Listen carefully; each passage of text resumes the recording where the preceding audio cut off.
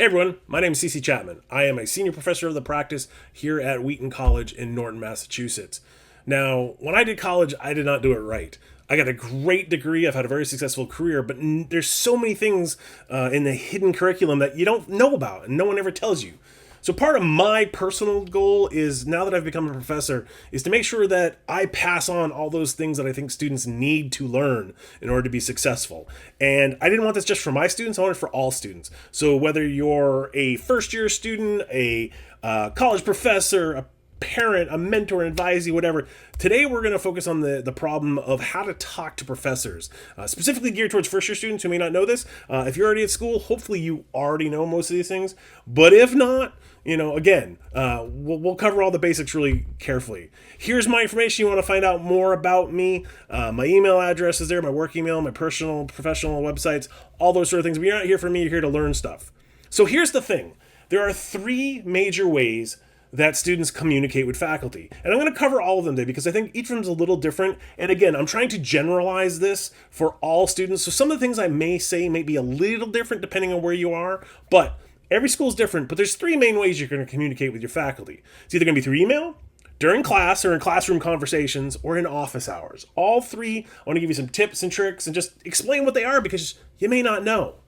Now, email is the most common way that important information is shared in today's world. Love it or hate it, it is. And I'm telling you now, if you're not currently checking your email a couple times a day, which is not, uncommon, you need to start doing it. Because whether it's something you need to sign, whether it's an important announcement about a class, whether it's something from the registrar's office or something, email is going to be a very important communication method, and it's definitely typically the preferred way that professors want to talk to you or hear from you, because you may not always be able to go see them in class or in office hours, which we'll talk about in a minute. Now, here's the thing. I'm going to give you, please make sure you can never go wrong by starting with Dear Professor or Hey Professor Chapman. Now, what I'm getting at is I've seen students use Mr., Mrs., Mr., assuming those things is not the best idea if you're going to put a salutation. You don't always have to, and it depends how formal you want to be. Starting with professor will never get you in trouble, I promise. But even using doctor wrong, just be careful about that.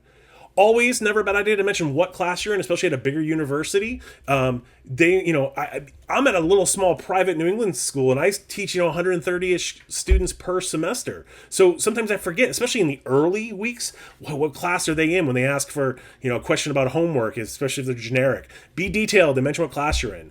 Be professional and courteous. This is not an email to your friends. It's not a text. Be polite, be professional, be courteous, and always, get to the point. Emails don't have to be paragraphs and paragraphs long. Try to include the relevant information, and again, get to the point. Now, and also, here's the thing about email. If you want a documented response, always use email. If you're saying, hey, will this count towards my major? Or, is this okay for me to do? If you want it documented, so you have proof if you ever need to bring it up, email's the way to do it. That's communication 101. If you want a record, put an email. If you don't, do some other method. All right?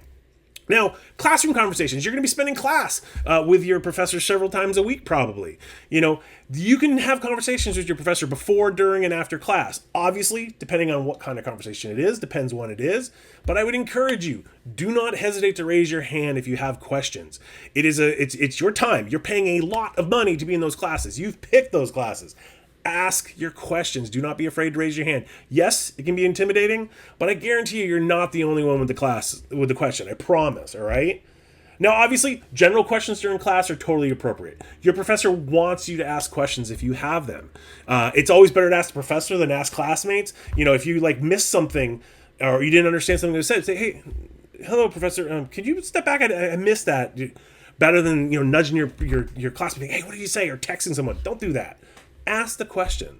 Now, if it's a personal matter, right, I would suggest saving those till after or before class. Most professors tend to get to their classes a little earlier and are willing to stay a little late. But just keep in mind, they might not have time. Many of us teach back to back, or we have other meetings going on and everything. So don't take it personal if you say, hey, I don't have time today. That's what office hours are about. So, just keep that in mind. Your classes are there to ask questions. Now, granted, I know in a big lecture hall, it can be a little intimidating, but don't fret. All these ways are good ways to communicate with your professors.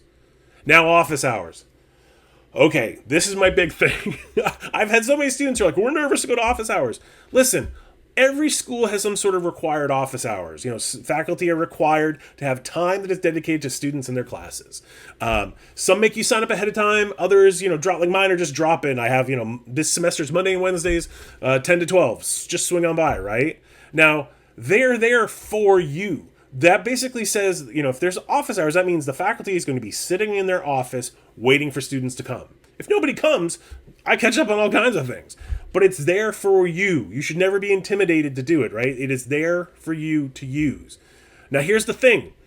If you have a conflict during their time, let them know. Most faculty are going to work with you. If you say, hey, professor, if you send an email, right? Or, hey, I have a athletic practice during your time. Can we schedule another time? Most faculty are happy to do that. They'll schedule a time.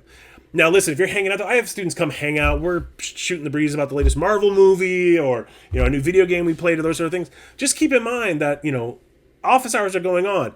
Only take the time you need. If you see, if we're just chit-chatting or you're chatting with a professor and they say, hey, sorry, I got to go talk to them.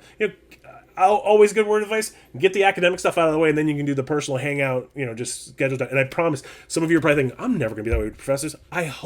I pray you have those relationships with professors where, you connect and they're a mentor and you talk about careers and life and your puppies and whatever else is going, right?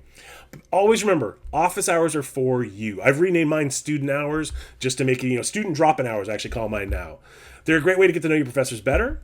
They're going to be, because down the road, you might want them for a recommendation letter. You might want them as an advisor. You might want them, to help you find a job or those sort of things. Getting to know you better helps. But it's also there we can discuss academic needs. Like, hey, I'm thinking of majoring in this. You don't have to... Office hours, you can go to any professor's office hours. It doesn't have to be the professor that you have for a class. If you're thinking of majoring in psychology and, you don't have a psych class your first semester, go find a psych professor that has office hours. A lot of times, office hours are posted outside of doors, or find someone who's in one of their classes and they probably have it in the syllabi, right?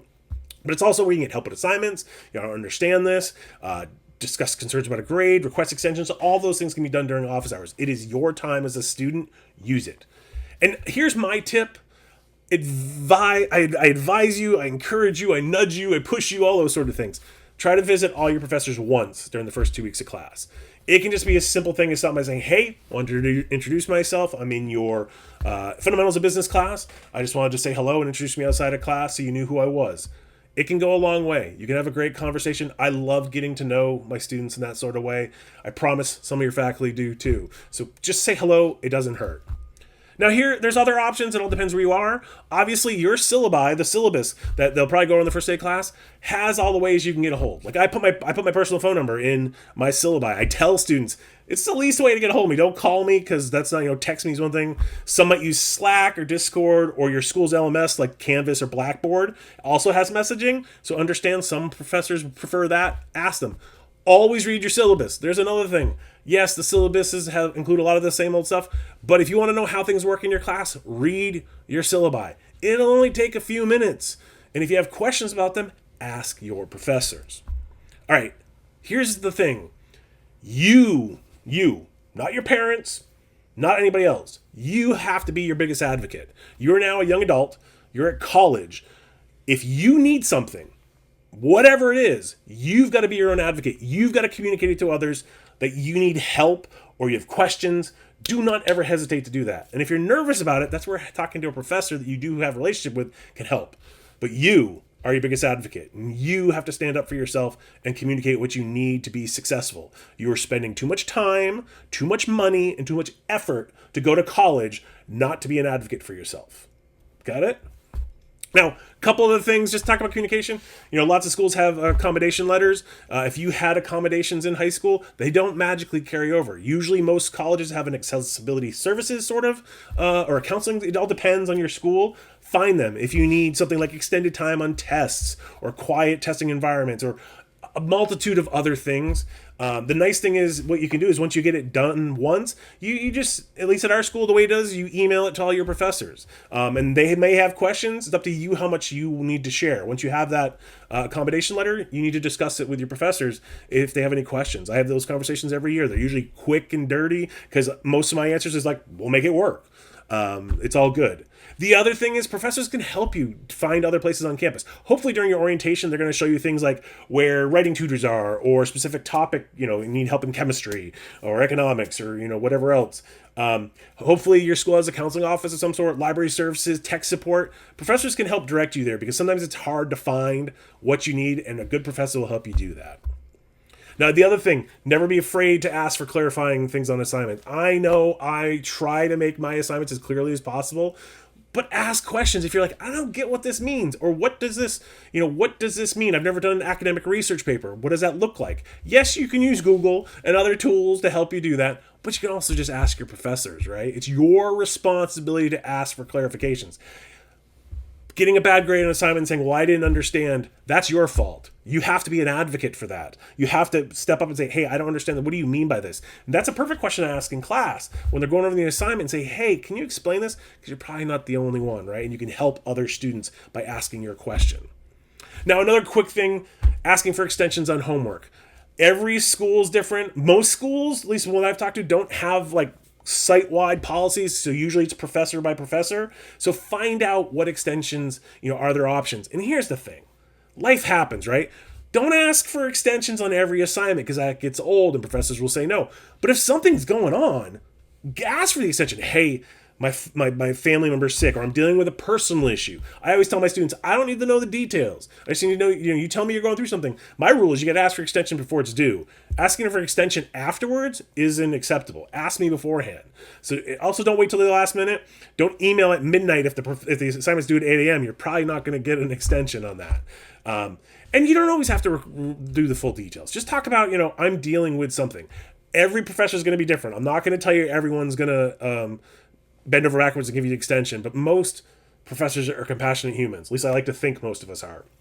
Right? And listen, here's another thing that I don't know if anyone's ever going to tell you. If you're dealing with something that's going to affect multiple classes, like a major personal issue, health, anything like that, usually most schools have an academic advising.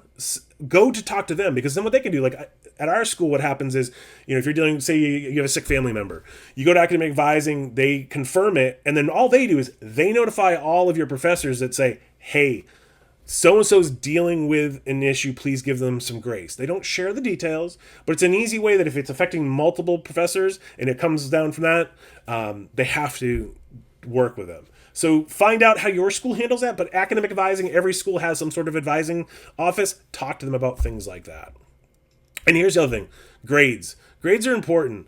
You're going to care about your GPA, maybe a little too much for some of you, but if you have a question on a grade, ask it. Hopefully, most professors, if they're taking off points, give you feedback in your Canvas, Blackboard, whatever system, Moodle system you're using, Google Classroom, right? Hopefully they explain deductions. But if you have questions, ask about it. I have students come all the time like, hey, professor, can you explain why I got this grade? Obviously, some faculty have deadlines about when concerns can be raised. I think mine are usually, like I say, within 2 weeks of getting your grade, come talk to me.